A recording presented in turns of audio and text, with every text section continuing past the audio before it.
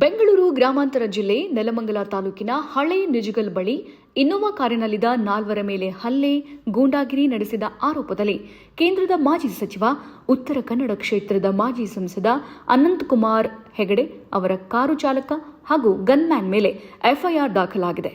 ಅನಂತಕುಮಾರ್ ಹೆಗಡೆ ಪುತ್ರ ಅಶುತೋಷ್, ಗನ್ಮ್ಯಾನ್ ಶ್ರೀಧರ್, ಚಾಲಕ ಮಹೇಶ್ ವಿರುದ್ಧ ಹಲ್ಲೆ ಆರೋಪ ಕೇಳಿಬಂದಿದ್ದು, ಆ ಸಂಬಂಧ ದೂರು ದಾಖಲಾಗಿದೆ. ಘಟನೆ ವೇಳೆ ಅನಂತಕುಮಾರ್ ಹೆಗಡೆ ಸಹ ಕಾರಿನಲ್ಲಿದ್ದು ಅವರನ್ನು ಪೊಲೀಸರು ವಿಚಾರಣೆಗೆ ಒಳಪಡಿಸಿದ್ದಾರೆ.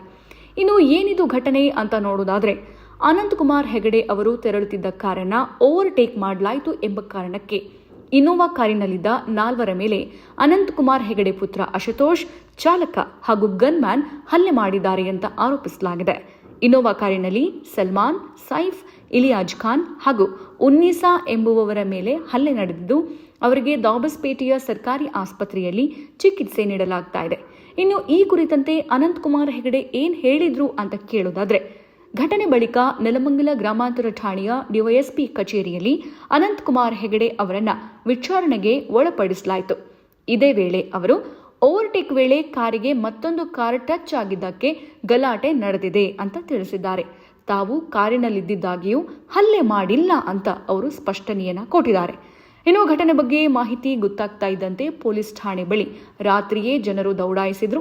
ತುಮಕೂರು ಗ್ರಾಮಾಂತರ ಶಾಸಕ ಸುರೇಶ್ ಕೂಡ ಆಗಮಿಸಿದ್ರು. ಠಾಣೆ ಎದುರು ಪ್ರಕ್ಷುಬ್ಧ ವಾತಾವರಣ ಸೃಷ್ಟಿಯಾಗಿತ್ತು. ಇನ್ನು ಹಲ್ಲೆಗೊಳಗಾಗಿದ್ದ ಸೈಫ್ ನೀಡಿದ ದೂರಿನ ಮೇರೆಗೆ ದಾಬಸ್ಪೇಟೆ ಪೊಲೀಸ್ ಠಾಣೆಯಲ್ಲಿ ಎಫ್ಐಆರ್ ದಾಖಲಾಗಿದೆ. Ananthkumar Hegde A1, gunman Sridhar A2, car ಚಾಲಕ ಮಹೇಶ್ A3 ಮತ್ತು ಇತರರ ವಿರುದ್ಧ ಎಫ್ಐಆರ್ ದಾಖಲಿಸಲಾಗಿದೆ. ಇನ್ನಷ್ಟು ಹೆಚ್ಚಿನ ಮಾಹಿತಿಗಾಗಿ ಫಾಲೋ ಮಾಡಿ ಬ್ರಿಗೇಡ್ ನ್ಯೂಸ್ ಕನ್ನಡ.